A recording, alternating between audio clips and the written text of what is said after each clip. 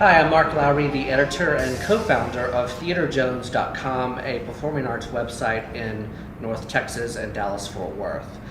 Today we're going to talk to some local and Texas playwrights who are having their works produced on DFW stages.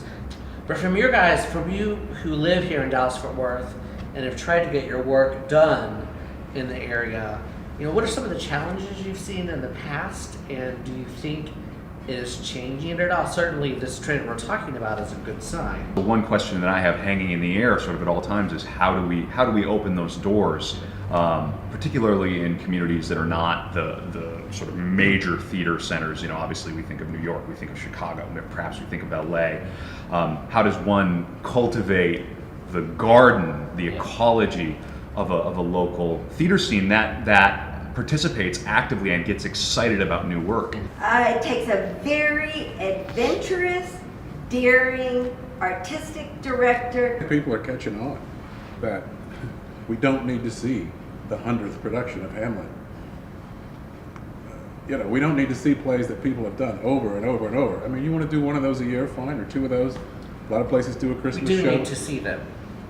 Not all the time. Some people need to do it, right. But we don't need to constantly have every theater falling back on shows that everybody has seen again and again and again. That's a model for a theater to sell a certain number of tickets.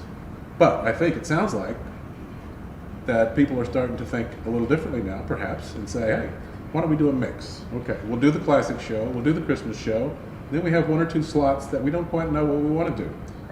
Stage West said, we want to do a play that's either set in Texas or it's written by a person who's born or lives in Texas. That's what we want to do. We want to promote local talent. And, they've come through with their promise. I mean, they're actually going to do it.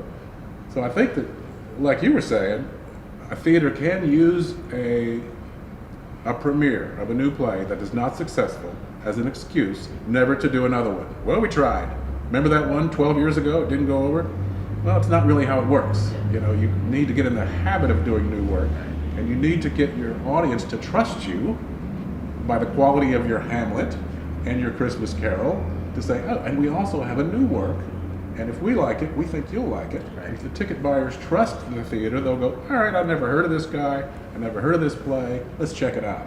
I think a lot of it has to do with marketing, because sometimes I think theaters tend to think that their audiences know more about different plays and playwrights perhaps than they actually do. I mean, I think there's a large number of young, talented playwrights outside of Dallas that are coming up that theaters will do their work. For instance, Kim Rosenstock, who I think is really great.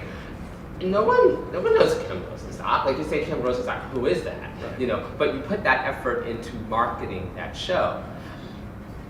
I think that it doesn't always happen the same way for local writers, and it's how can you make that happen?